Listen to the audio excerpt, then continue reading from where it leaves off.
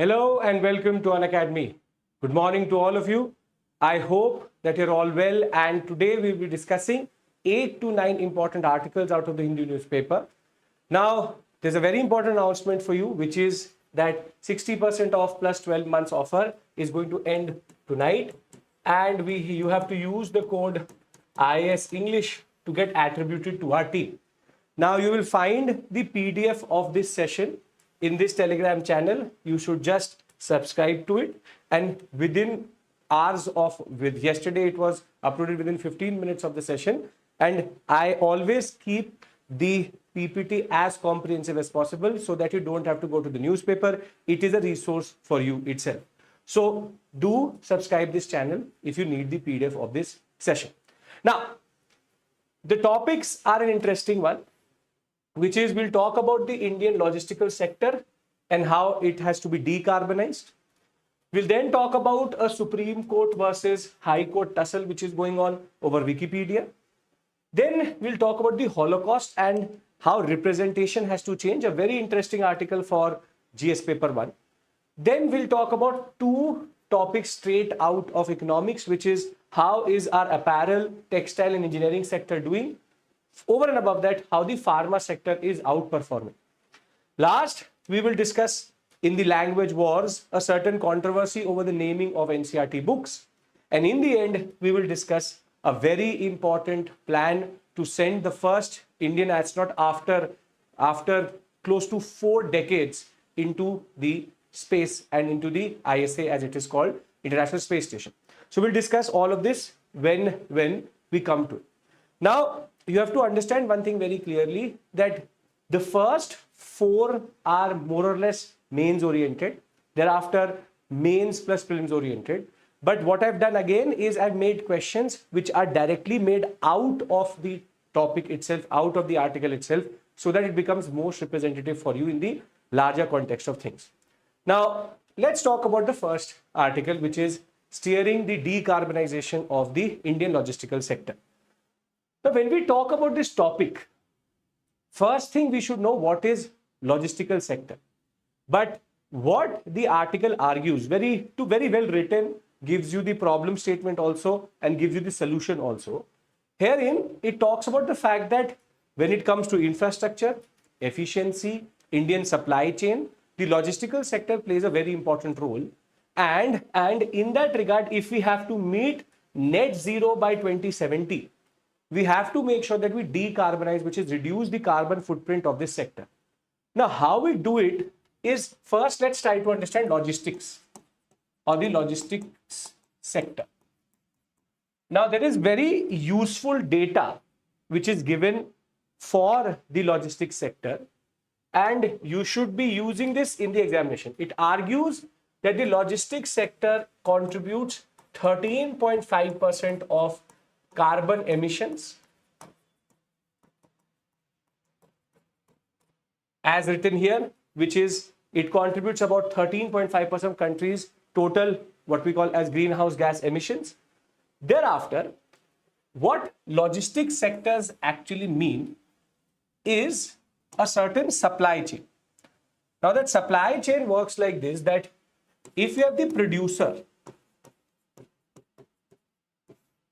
he has to reach the consumer.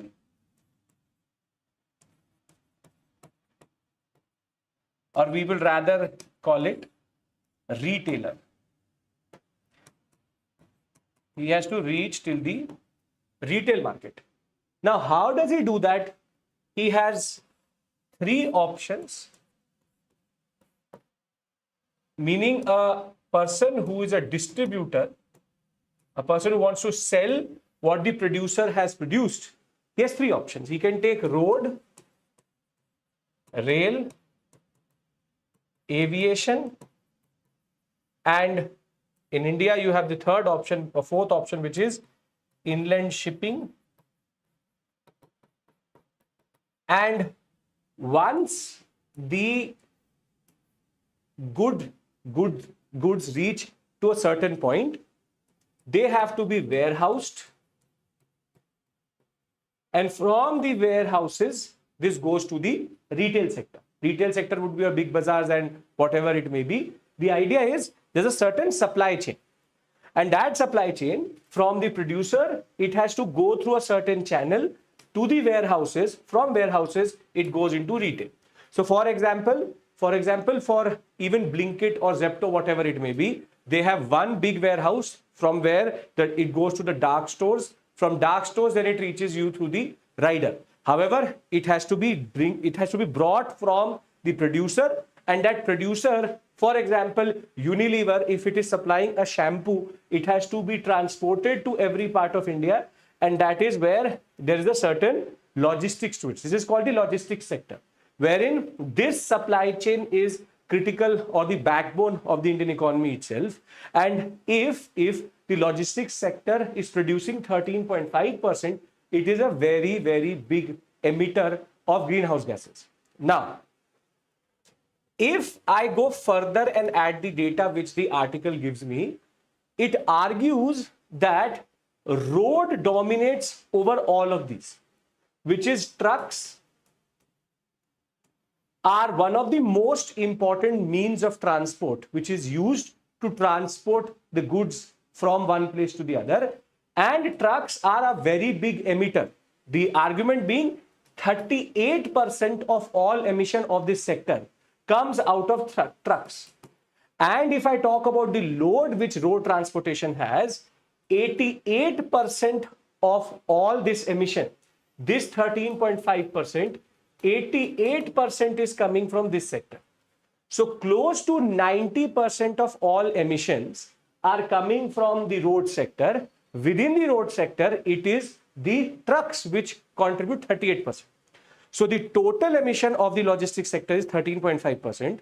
Within that, 88% of it is from road transportation. And within that, trucks are contributing close to 40%. Over and above that, they argue that domestic aviation is 4%. And whatever negligible is left is with the railways and the inland shipping. Now, this is the problem statement. The problem statement is that this whole sector is skewed. It's skewed for road, which is, if I look at this data, 90% of all passenger travel, 70% of all freight movement, all are dependent on roads, out of which trucks contribute 38% of the emissions. Further, this sector contributes 13.5% of the global house gas emissions. Over and above that, road transportation within this 13.5% is 88%. 4% is of domestic aviation. Thereafter, whatever is left is inland transportation through shipping, and warehouses also produce a certain amount of greenhouse gases. And therefore, with greenhouse gas emissions being produced at every point, which is here also, and here also CO2 is released, we have a sector which is important for the economy of India, but is contributing too much into global greenhouse gases. Further, if you have to reach your 2070 target of net zero means what you produce is sequestered, it is taken back. If these two things have to happen at the same point of time, we have to make sure that we decarbonize this sector. Meaning, if you're adding 1 billion ton should be put into sinks through sequestration. So the decarbonization of this sector is something which is critical. I hope you understand this point. What do I mean by logistics sector? And over and above that, what is the concept of decarbonization? The amount of greenhouse gases which is produced at this given point of time is significant, and it needs to be decarbonized. This is the problem. Some articles give you problems, some articles give you problem and solution. And this is where the way forward to this has also been identified by the article. Now, when we talk about the way forward, the first way forward which has been talked about is shift from road to rail. The first process of decarbonization is shift from road to rail. The argument being given by the authors is because railways is based on a more efficient network and also on a network which is based on electricity, and with now close to 85% of the locomotives being electric locomotives, it is a better mode of transportation. So we have to make sure that we move from road to rail. But you have to tell me about one thing. Is it talking about passenger traffic or is it talking about freight traffic? Which one? Because if one of them moves to passenger or one of them moves from, or freight moves to road, from road to rail, nothing really will happen. Yes, very good, Nishan. Freight traffic has to move because passenger traffic already is skewed towards the railways. So freight traffic has to move. Freight means goods have to be now transported not by trucks but by the railways. This is where the shift from road to rail freight is extremely important. And to be very honest, we have the capacity to do this. We have been doing it. We have dedicated freight corridors also. Concor, as we know, is a subsidiary of the railways which works to make sure that we are now having double-decker trains. We are having what we call as very heavy locomotives which have a very heavy towing capacity. So we have the capacity to do this. However, it has to be systematized. For that also, last mile connectivity will matter. But trucks should not be taking goods over 100 or 200 or 500 kilometers. As of right now, trucks are traveling 3,000, 4,000 kilometers, and the amount of emission which comes out of that is very significant. Trucks should be for last mile connectivity, not for long distance travel. So the first concept is that it has to be road to rail. The second is, see, the domestic aviation sector can't do anything because aviation needs kerosene, what is called as the aviation grade kerosene. We can't make that too efficient. So the second option which we have is coastal shipping and inland waterways, which is if we can use our rivers better. We have an option to introduce boats which are based on ammonia, hydrogen, LNG, biofuels, methanol or electricity, wherein we are developing these type of boats which are using alternative fuels. If we can do this, we can thereafter also move into a space where last mile connectivity in at least the sectors where we have navigable rivers can come through inland shipping and coastal shipping. So therefore, the two viable options here are railways and coastal shipping and what is called as inland shipping in that area. Last is warehouses should be based on renewable energy. Therein, we can also reduce our carbon footprint. Now, let me consolidate everything together so that you can write this in the examination. What really matters is how you produce this in the examination. But I hope you understand the basics here, that what are they trying to argue and what is their basic argument here. Do we all understand that? That what is the problem statement, what is the solution to it, and what is the broader perspective of this concept? There are two: viable, profitable, and sustainable. Yes, true. Okay. So let's consolidate. Logistics sector is going to be significant to reduce our carbon footprint and to meet the 2070 target. We have to make sure that we decarbonize this sector. Now, when we talk about decarbonizing this sector, we already have significant contribution, 13.5% to our emissions, and over and above that, we have a 88% monopoly of trucks, and within this 13.5%, close to 40%, which is 38%, is coming from road.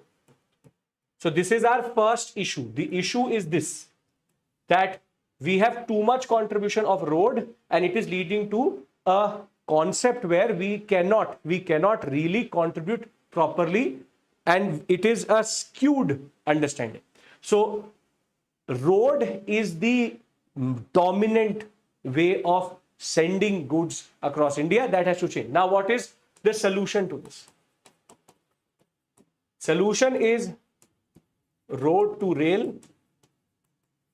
This will bring that good into a space where it is more efficient in that regard. And second would be focus on inland shipping, coastal shipping, and over and above that, we also have to make sure that our warehouses are based on renewable energy sources. If we do these three things, we can significantly reduce the carbon footprint. Introducing alternative fuels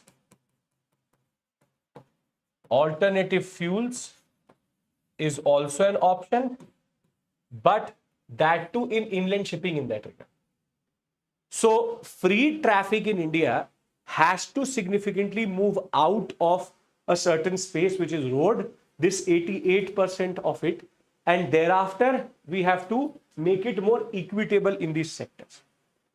Does this make sense? This whole slide summarizes the article for you. This is the problem statement and this is the solution. If you are able to put this on paper with one-line explanations, you will be able to write a very good answer for a question which comes on this concept itself. Sir, but due to climate change fluctuation stream, that is true, Nishant. We would have to account for what is called as inland shipping, the limitations. Wherever there's a limitation, we will use trucks for last mile connectivity.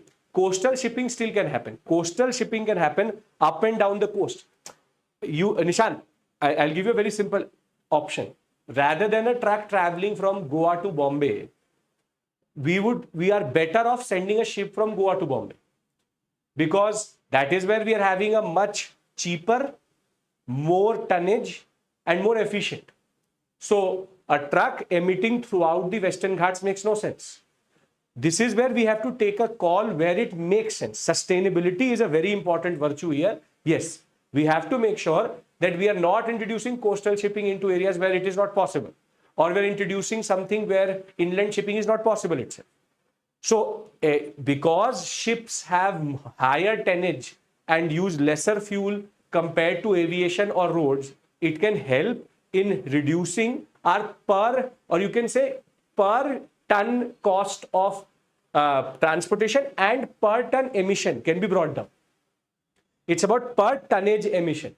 Road is helpful, for example, in the Northeast, where the Siliguri corridor is a very important corridor to send. So there also rail is equally important.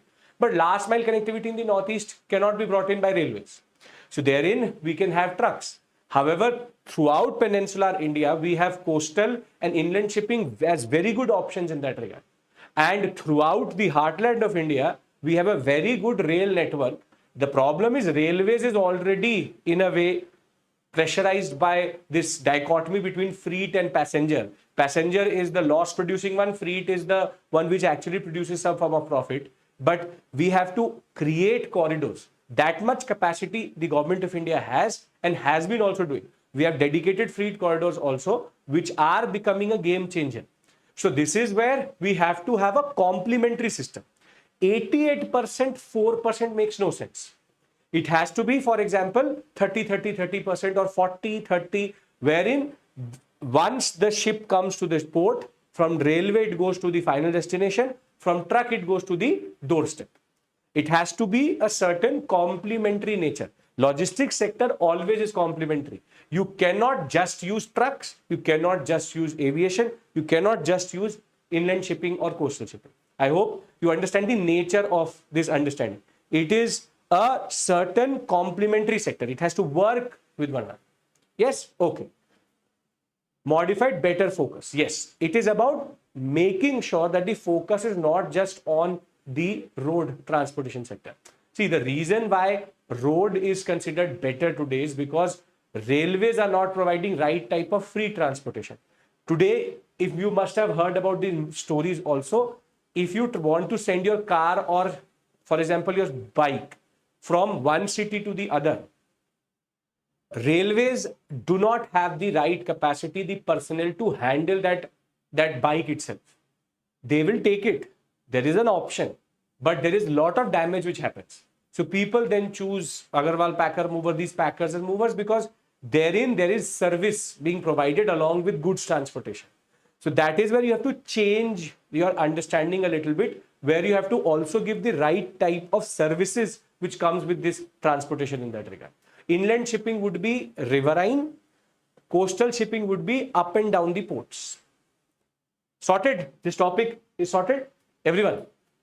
Very simple concept, but very good concept. Here you can get a question like this directly out of the newspaper. India's logistics sector must undergo a green transformation. Now here green transformation would mean road to rail, would mean inland water system, and coastal shipping would mean the new alternative fuels, and would mean warehouses being supplied by renewable energy. Perfect. Great. Now, hydrogen. Yes, we have hydrogen powered railways today. We have biofuel based railways also, locomotives being developed. Rather than developing a biofuel for example, the road sector, it is better to produce it for the railway sector. We can retrofit our diesel electric, what we call as diesel locomotives, close to 5,000 of them standing idle. We can retrofit their engines with the ability to use biofuels. There's a world of opportunity here. It's about what strategy do we really follow, right? Okay. Moving on.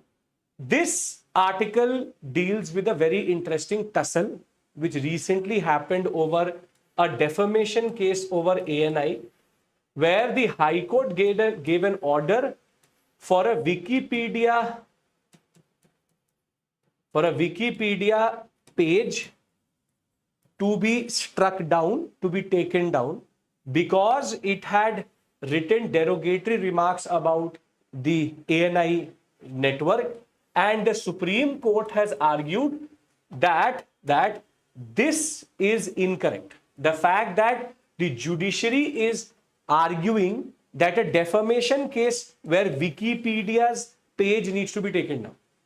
I'll give you the details here further, but the basic point is High Court said that a page which has ANI information had some information where it gave a derogatory remark to ANI, and the High Court order against that page was that this page should be taken down by Wikipedia. However, Supreme Court is arguing this action of the High Court to take this page down itself is not correct and should be revised. Meaning, if a line is a problem, remove that line. The whole page being taken down is censorship, which should not happen. Now, let's try to understand what is the concept which the High Court used and what is the concept which the Supreme Court used. Now, the case is against the Asian News International, ANI, very important network today. All first-hand information comes from ANI itself. And High Court had said that a defamation case had been filed against Wikipedia, a page, and Wikipedia was asked or directed to remove that page itself. Meaning the ANI page on Wikipedia should be taken down. Now, this is where you have to understand one thing. What is the nature of Wikipedia? Does Wikipedia do its own research and produce the information which is there on its pages? Yes or no? What is the nature of the data on Wikipedia? Is Wikipedia producing that data, doing its own research, and then putting it on its... Yes, very good. No. Wikipedia is actually like an aggregator. Meaning, if you want, you and me can also be contributors to Wikipedia. Basically, what happens is, on Wikipedia, there are certain contributors which can create a page, and if you and me want, we can also contribute to that page. Wikipedia is an aggregator, is not a producer. I'll give you this understanding. See, Wikipedia is a community-driven encyclopedia where volunteers across the world try to contribute their information into a certain page itself. Now, there are certain guidelines under which you can push through. You must have seen this type of, it would say 9, 10, 31. If you have ever seen a Wikipedia page, you must have seen these type of numbers being written in front of that line. This is called the footnoting. This is done by a user. For example, if I want to write something for the ANI newspaper, I have to give source to that. And that source is given through this references or footnoting as it is called. So therefore, what happens is Wikipedia can create a page for ANI, but it will not do its own research. What will happen is you and me will come, we will then use different books, different types of what we call as information, and we will then collate it to give it to Wikipedia, and Wikipedia will then show it as the ANI page. So it actually does not produce information. It does not produce information. It is an internet intermediary. It is an aggregator which takes all the information from the users and shows it in front of the consumer. Meaning, if I have to consume this data, I have been given this data through Wikipedia. Wikipedia, therefore, is an intermediary. Wikipedia does not produce information, a very important point you have to understand. And therefore, the Wikimedia group, the users are the producers of information rather than the companies. Now, in this case, what the Supreme Court has argued is because Wikipedia is an internet intermediary and it is not producing the information, the case is against the wrong person. Intermediary means it is an intermediary between the consumer and the producer. A user who wants to talk about ANI and a person who wants to read about an ANI, it is an intermediary, it's a link. Now, what Supreme Court is arguing that this model is based on free information. It is a free information regime. You and me should have the right to write anything about anyone via very authentic and credible information. So therefore, the problem is that with this intermediary, there should never be a case on the intermediary. Either the case should be on the user or it should be on the consumer. It should not be on the intermediary. Same way how Zomato and Zepto work as aggregators. It is an aggregator of information. So Supreme Court has argued that firstly, this case against Wikimedia is incorrect because Wikimedia is the one who's aggregating. Further, it has also argued that because the information is not produced as an editorial, it is not produced via Wikipedia itself, removing the whole page makes no sense. Whatever information you don't like, you tell that information to be removed. You tell us what is a specific line you don't like. That can be removed, that user can be removed, not the whole page itself. So yes, as Rahul would say, I never recommend anybody to use history data from Wikipedia or use Wikipedia for history because you don't know who's put that information there. And in most cases, it is incorrect or has some context to it which we don't know. But Wikipedia is a good repository of information if you know what is the source behind it. So if any time you want to use history sources for Wikipedia, always check the reference point. If the reference is given to a good book, it is good. But if it is given to a website which is already problematic, then it creates a loop.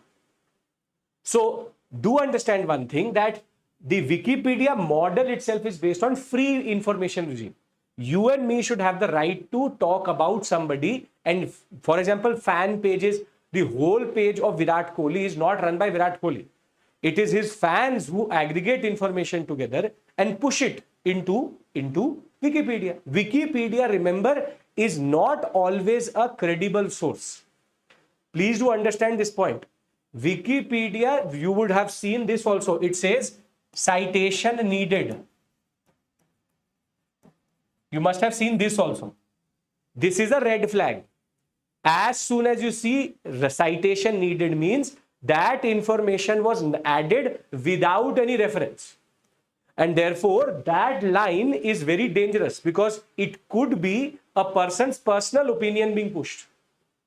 Therefore, citation needed is already a red flag.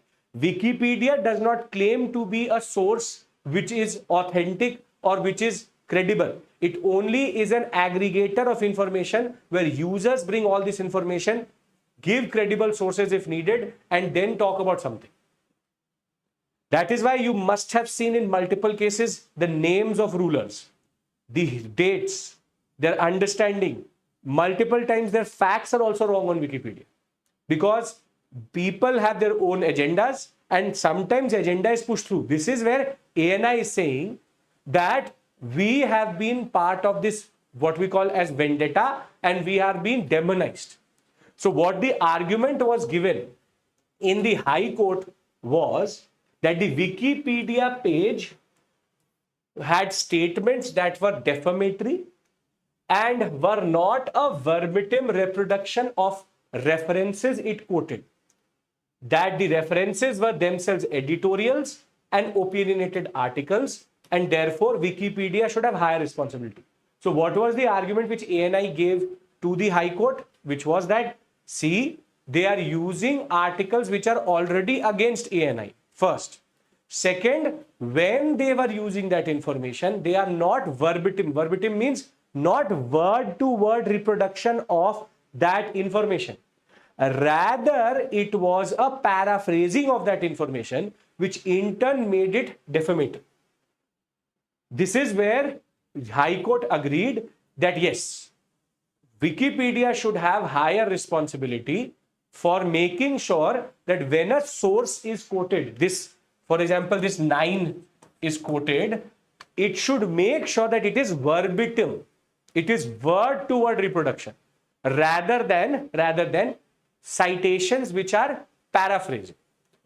Now, this is where the Supreme Court said that firstly, it is not logistically possible for Wikipedia to go through the thousands of pages which he has. As of right now, it has 62.95 million articles in 350 languages. Imagine if the responsibility was pushed onto Wikipedia to go through each and every citation. That is not possible. So the reasoning according to the Supreme Court was problematic. Therein, the argument is, if it is opinionated or if it is editorial, you tell us where do you want that information to be removed. Cannot have the whole page been taken down. So the court clearly differed with the High Court by observing that the takedown order was based on too wide a prayer and the directions to remove all false and misleading information was too broadly worded. It should have been specific in that regard. Now let me bring all this information together and give you the gist of this article, because that is what really matters to you here. You don't have to go into the tussle between the judiciary, but you should be able to understand everything in the right way. See, Wikipedia is based on an aggregation model. It itself is an intermediary. Now, if that is the case, if it is aggregation and intermediary, all the information is produced by the user. It is checked by the user, meaning that there is an internal mechanism where the users have created a certain guideline or a certain space itself, and it is also monitored by the users. The only thing which Wikipedia does is it just brings all of this onto its platform and it gives a platform. That is why Wikipedia is called an open source or free encyclopedia, where it does not create its own information. Now, Wikipedia in that regard, something is in your own words. That is what I'm trying to do. Ink. I'm trying to do that only. It's because judicial wording is very, very difficult. Wikipedia is an intermediary. It is an aggregator. It is a platform where producer information is user, checked also by users, monitored also by users. Yes, okay. Now, what the High Court argued with regards to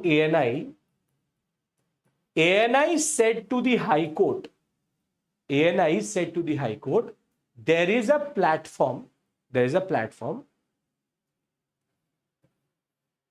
or there is a page on Wikipedia which has derogatory remarks about ANI. Those articles, or though that article has statements which are not good about ANI, and there are citations. There are citations or footnotes for it. What ANI argued was that when it further researched into the citations, it was found that this information which was given here was not verbatim, word-to-word information out of the sources. For example, if the source said that ANI was biased, the article says ANI is extremely biased. So what happens is the meaning changes.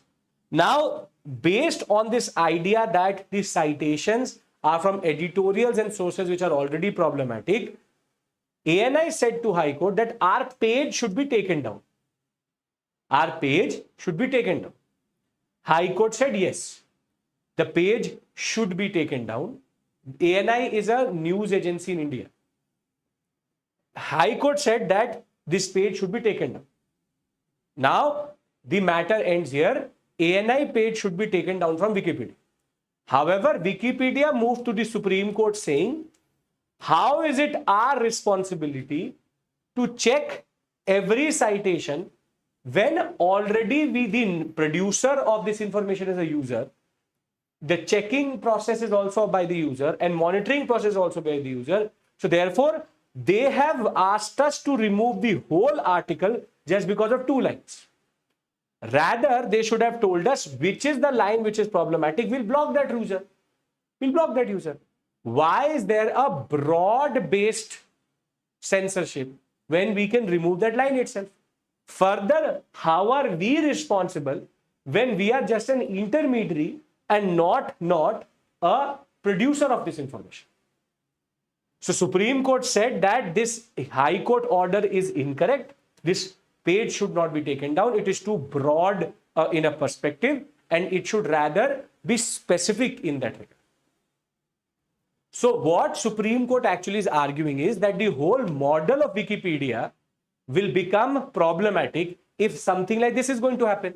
Because then anybody and everybody will say that what is written on Wikipedia, for example, today if it says on Virat Kohli's Wikipedia page that he got out 100 times on 0, that is a derogatory and defamatory information about Virat Kohli. Now Virat Kohli can go to the Supreme High Court and say that it says I have 100 hundreds, but it says also that I've got out for 0 for 100 times. I find that derogatory because this concept of being offensive is very subjective. So then they will say remove the whole page because Virat Kohli's page is biased. But most probably that user has taken very credible information from the BCCI to give that information itself. Think of it like this. If being offended is very subjective, then all information on Wikipedia then can be subjected to this form of understanding, and every page will then be dropped. If there's a specific line which is problematic, it can be then the user can be held accountable, but Wikipedia cannot be. So I hope you understand what this actually talks about, because UPSC will ask you a question like this. Judicial action on open discussion entities such as encyclopedias act against the interest of free flow of information. Wikipedia is based on a user-oriented information regime. And if you actually get this information regime censored, then you are removing the whole concept itself. This bracket concept means that on Wikipedia, Lalita, go on Wikipedia and ever type something about anything, you will find lines which end with a bracket and a number. That bracket number means that if you go to the last, when you scroll down the page, you will find that this number is attributed to a book or a source. Whenever there are numbers against a Wikipedia line, it means that it is actually a line quoted from some text or some source in that regard. This is called footnoting, referencing.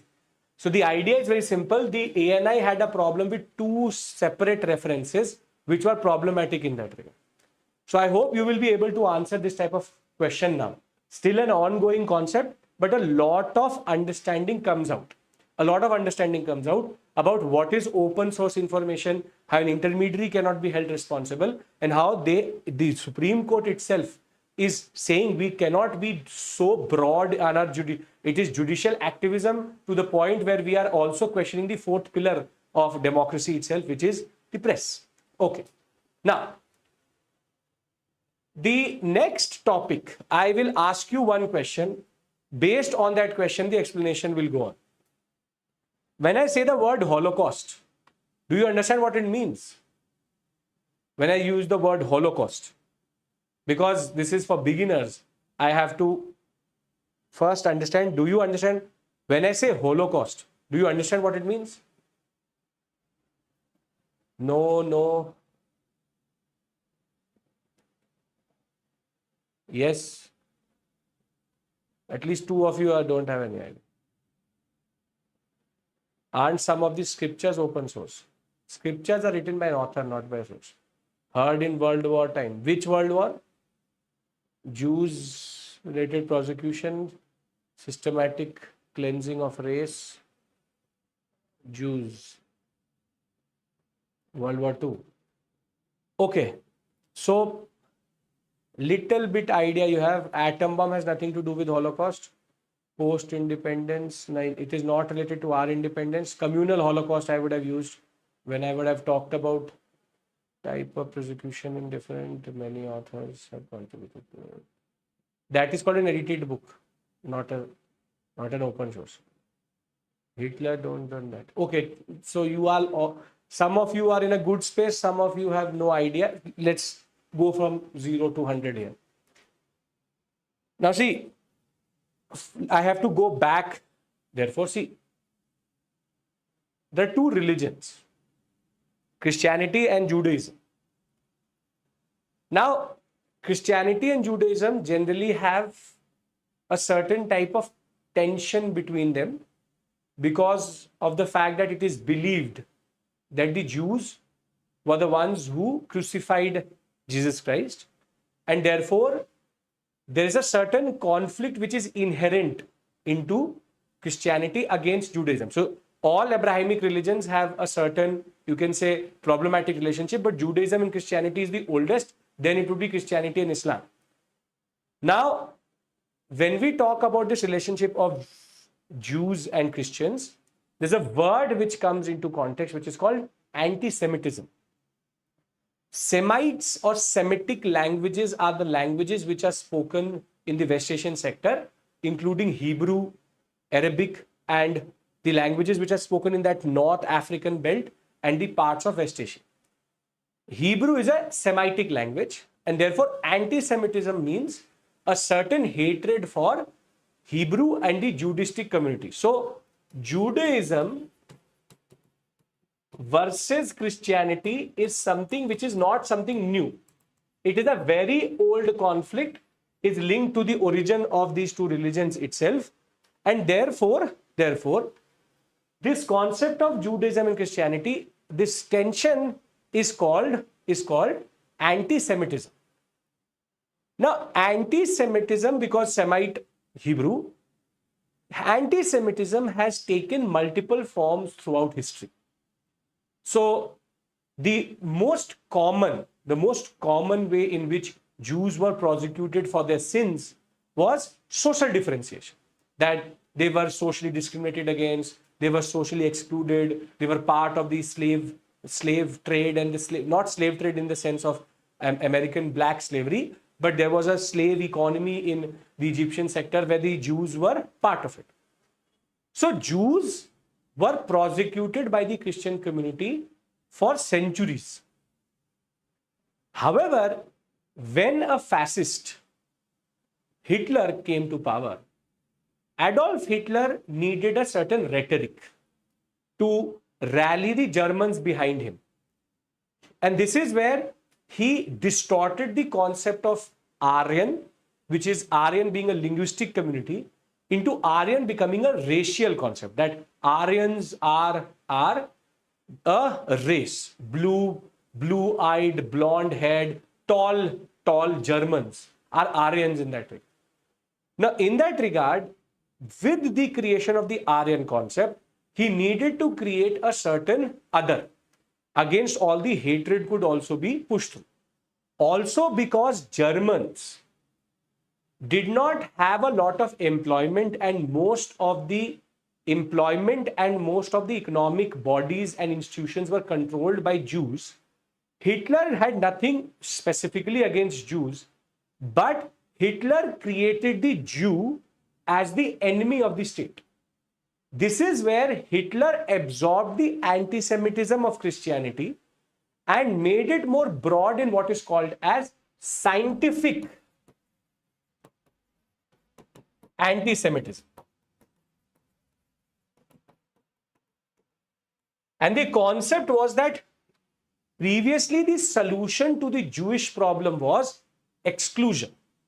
However, Hitler came up with this concept that the solution to the Jewish problem is not exclusion, but extermination, which is kill the Jews and remove this ethnic race or ethnic identity from the world itself, from Germany itself. So when Hitler will capture power in the 1933-34 period, from 34 to 39 until 45, which is pre-Second World War, it was making the Jews wear a band, not allowing Germans to marry a Jew, not allowing Jews to reproduce. It was a little bit of an exclusion. But after the Second World War started, it was pure extermination of Jews via what are called as concentration camps. 6 million Jews, close to 60 lakh Jews were systematically killed via gassing in concentration camps across Europe, specifically in Poland, France, and in Germany. And this whole episode in history is called as the Holocaust. Holocaust, this word Holocaust, refers to the Second World War or the Nazi extermination of the Jews during and before the Second World War in a process of Aryan identity, racial politics. This was a major difference between fascism of Italy and fascism of Germany. Fascism of Italy, Mussolini did not have a racial element. However, Hitler had a very, very, very racial element to his form of fascism, where he created an other. All Jewish communities were taken out from their economic processes. They were killed, and Germans were given those employment. So it is not that Hitler is specifically targeting the Jews because of the Jewish anti-Semitic concept. That is one thing. But he also needed to target the Jews because they controlled the economic processes. So what Hitler's anti-Semitism is not something new. It is a process which had existed for centuries, but he made it a very, very dangerous process by introducing the concept of scientific anti-Semitism, that Jews are greedy, they have long nose. He introduced the idea that a Jew, by his biology itself, by his anatomy itself, is a greedy, anti-national type personality.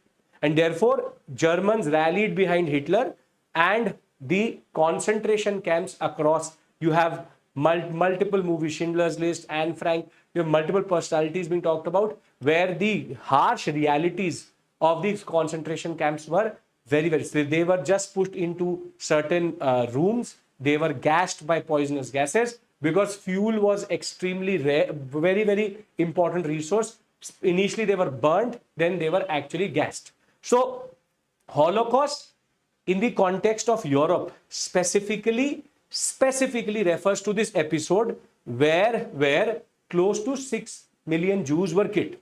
So this episode generally is remembered for Nazi history. Do you understand this first? Do you understand this? What is the Holocaust? You understand? There's a lot to this which I have presumed you would know. Second World War, Hitler, Mussolini, I presume. But I hope you understand. Yes, they were blamed for the First World War also because the generals who had surrendered to the French were also Jews. So that is also an angle. As I said, there's a lot to the story, but it is basically a scientific anti-Semitism of Hitler based on a specific ethnic identity which is called Jews, and therefore Jews were exterminated in numbers. Now, whenever you would go to a Jewish museum or go to any museum across Europe where there would be a history of the Holocaust, there was a very specific way in which they used to represent the Holocaust. Those parts of the museum were always dimly lit, meaning very low lighting was there. And whatever the images were shown about the Holocaust were about death and destruction, which is either they were being shown gassed or their piles of dead bodies which used to lie around the concentration camps, that was shown. Second World War has a lot of horrors. But Holocaust is that memory which is remembered in a certain process where you only show the gruesome nature of the Nazis. Now, this is where historians have started to argue that we need to change the way we represent the Holocaust in museums. Because what we do is that we always show what the Nazis did to the Jews. Thereby, we are dehumanizing the Jews. We are dehumanizing these people. And we don't remember these people as individuals, but as Jews. And therefore, this dehumanizing process should be taken away. And what should be taken into consideration is the fact that we have to give them faces, we have to give them stories. And now they are coming up with this area where it's a very well lit, very minimalistic presence, where these men and women are given space for their stories. The gruesome nature is also shown, but at least we are not dehumanizing. Rather than showing what the Nazis did to the Jews, we should also show the Jewish story, which is how did the Jews resist? How did the Jews survive the Holocaust in that regard? And this is where museums are now rethinking the process of representation of the concept of Holocaust itself. So it's a very interesting article. It is actually the 80th anniversary of the last Nazi concentration camp being closed. That is why there is now a new urge that we should change the way we show Judaistic history or the Jewish and Nazi relationship. It is always shown with graphic scenes of mass murder, and that dehumanizes and humiliates these men and women.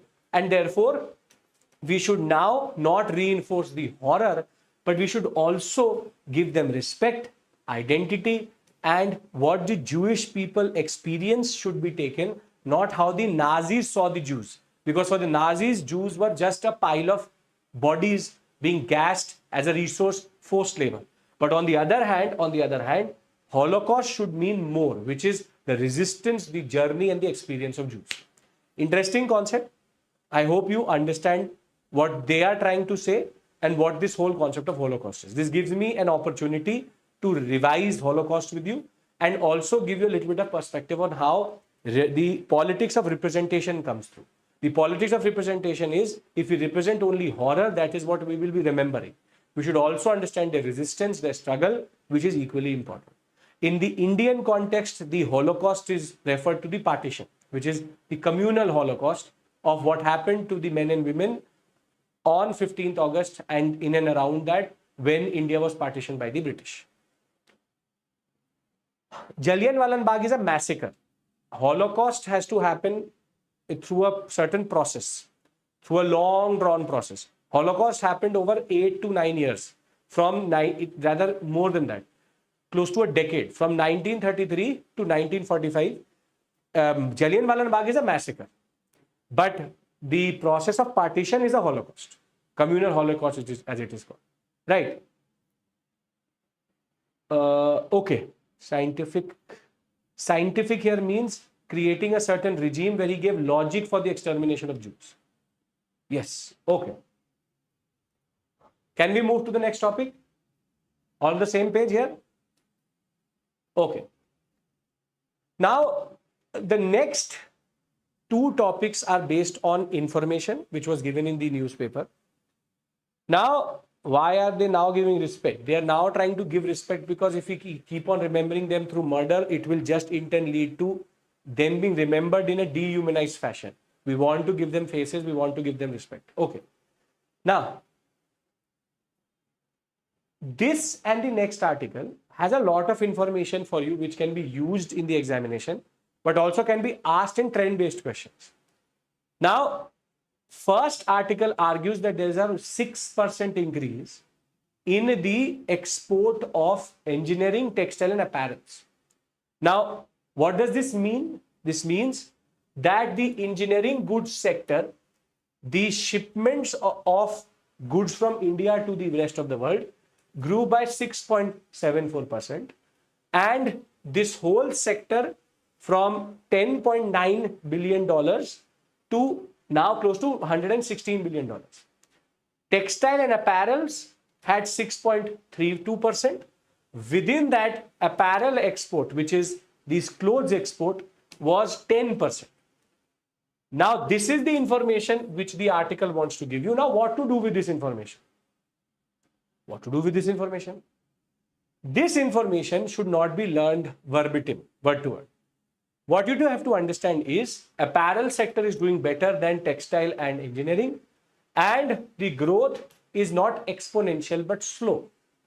This is what you have to understand, which is the trend.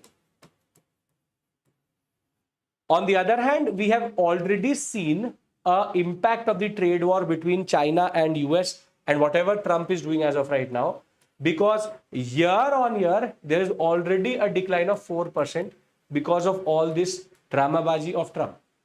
So therefore, this number is going to go down in the next year or so. But the idea is you should know that at least between the last year, the one last fiscal, we saw growth. Why am I sharing this information with you? Because you should understand that if they say there has been an exponential growth, steady growth, it is a slow growth with ups and downs. We are up at this point of time. Same way, the next article talks about the pharmaceutical sector. Now, the pharmaceutical sector, for the first time, has touched $30 billion in its own right and has shown a 31% surge, meaning 31% increase year on year. So for the first time, we have seen from last year till today, we have seen 9.39 higher than the last fiscal. So if I look at the overall perspective, the jump is not very big because it is only 9%. So between 24 and 25, it is only 9%. But if I go by the March to the last, you can say quarter, it is 31% increase. So this is the data which you should know in that regard, which is 9%. But what is interesting is that where is this pharmaceutical going?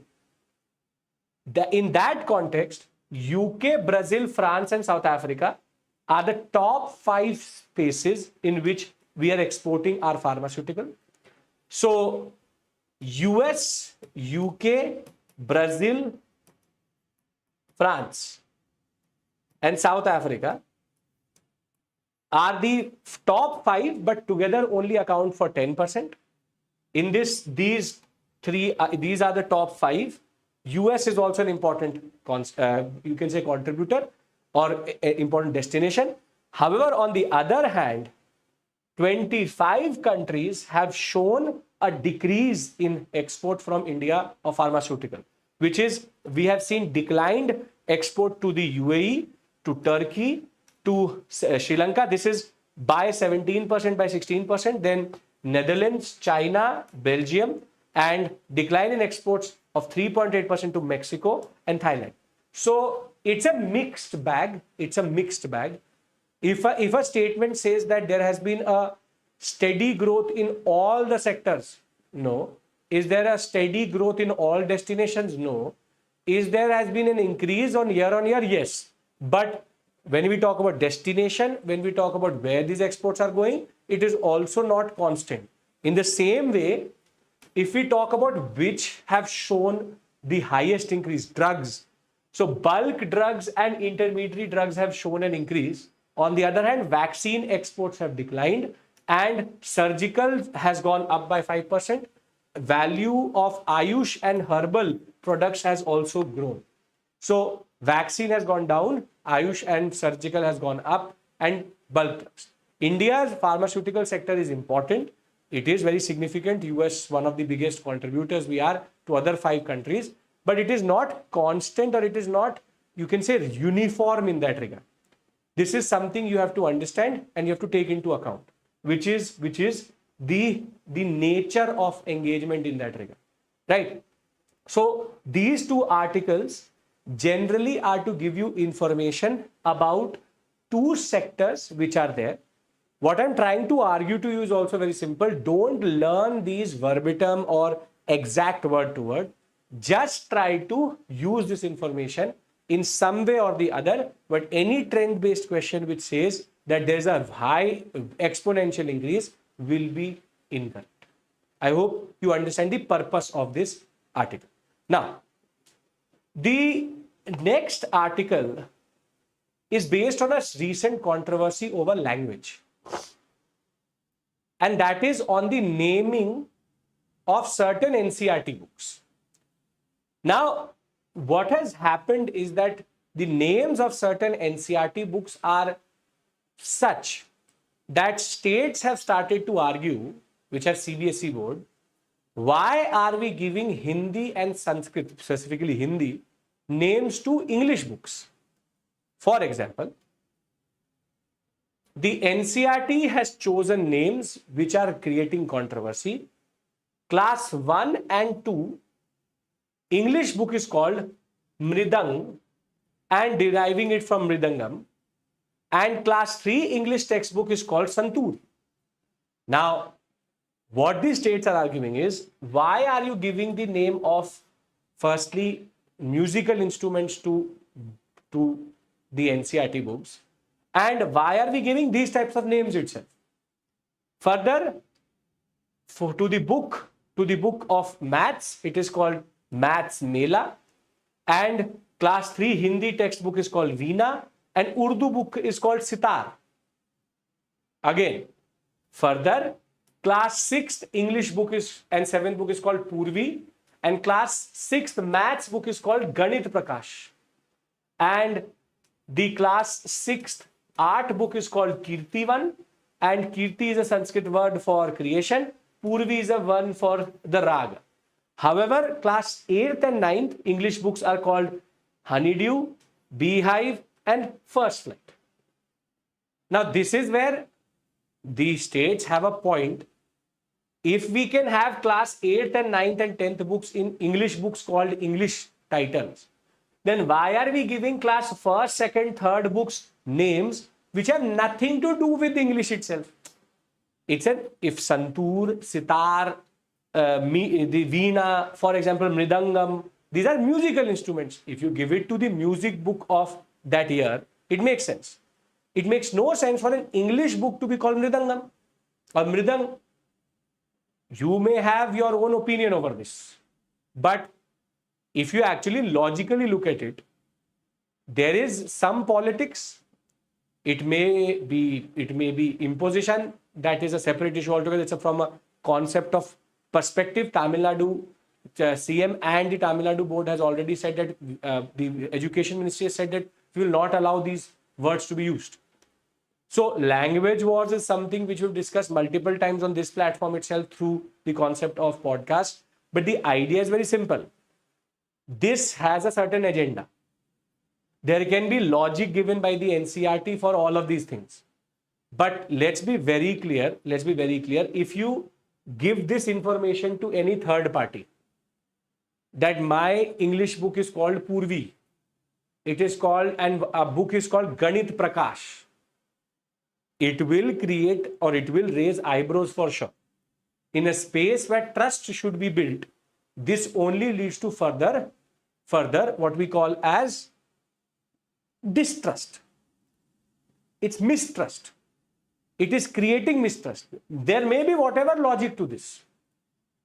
And the point is, it is unnecessary also. To be very honest, it's unnecessary. What are we going to achieve from this? Which is The concept that first and second class, it is called Mridang, then third is called Santur, Maths Mela, the name Maths Mela. Further, if you can give 8th and 9th class English book, at least the English books should have English names. It's not even about English, Hindi or Hindi, Tamil or any other language. It is basically based on the fact that English book at least should be called English, rather than calling it something which has nothing to do with it itself. So what I want to argue here is, it's not about taking sides, it's not about here or there. It's just that if there's a certain mistrust, there's a certain what we call as space in which people are not trusting you, doing something like this will only create more trust issues. It may be that there's no imposition, but if you will do something like this, it will look like imposition. We have argued in every podcast that imposition is wrong. There should be trust building, confidence building, that no, NEP is not about Hindi imposition. No, that is not about Hindi imposition. But if you will do something like this, it will further, whatever be the logic, it will only create further anxiety, issues. This is what is going to happen here itself. So, logically, I ask you, calling a English book Purvi, does it make sense? You tell me. We are not Hindi, we are not Tamil, we are not Malayalam, we are not North and South. We are, as an Indian, calling an English book Purvi, does it make sense? You tell me. And the answer to that question is no. Yes, Purvi is a word which refers to the raga which is sung at the dusk. Sure, very good. But English book calling it Purvi makes no sense. So you can be from any state, you can be from any language group. This actually is a very problematic type of understanding. You may not find it problematic. I agree with you also. You may find it problematic. I agree with you also. The point is,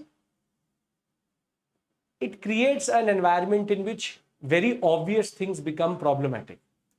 That should not be the case. That should not be the case. And if we have to do politics, we will go to this level. This is the politics we are doing now. Calling English books in Hindi, and then we'll give Hindi names to English books. This is the politics. Makes no sense whatsoever. Whatever linguistic politics happens in India today, it should happen at a level which makes sense also, right? This is the level they will fall to, which is Purvi, Kirti, and Ganit Mela, Ganit Prakash, Maths Mela, English Hindi word. There's a logic to everything. But so I have in a way no opinion here, because I'm more astonished and stunned rather than having an opinion on this. Because I don't really understand. This is absurd. There's an absurdity to this concept. Don't know what they're going to actually achieve. It will not be that an English book which has Purvi name will have Hindi written inside it. It will remain English only. A maths book which is called Ganit Prakash will have only Roman numerals in it. A book which is English will have English inside it. So by giving it the name only Hindi or Sanskrit or Sanskrit derived, what are we trying to achieve? What they are trying to achieve? What is everybody? Maybe NCERT is doing it out of goodwill. But there are already questions on the what we call as accountability of institutions. When there is already a question on the accountability, the independence of institution itself, what this will achieve is only create more mistrust. It will create a trust deficit which will become more and more difficult to wedge or bring together in that regard. Make sense? This information is for you. Next time when you see a book called Purvi, don't dismiss it as a Hindi book. And you should not be surprised if it says Purvi English book for first class. End of story. Right?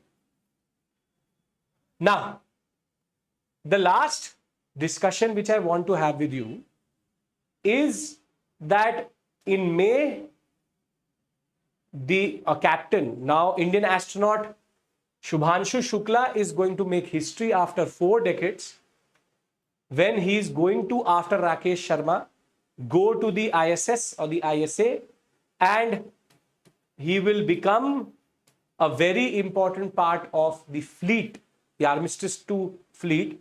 But for us, it is important because he can then give valuable insight into the Gaganyaan program. And in the next coming 2 weeks, we also have multiple important launches. For example, Nisar satellite. Once that will happen, we'll talk about it. But finally, the day within a month, we will see Shubhanshu Shukla in space, making us proud and making India proud in that regard. So something to look out for, and we have to also be cognizant of this. Now, before I end this session, let me bring everything together.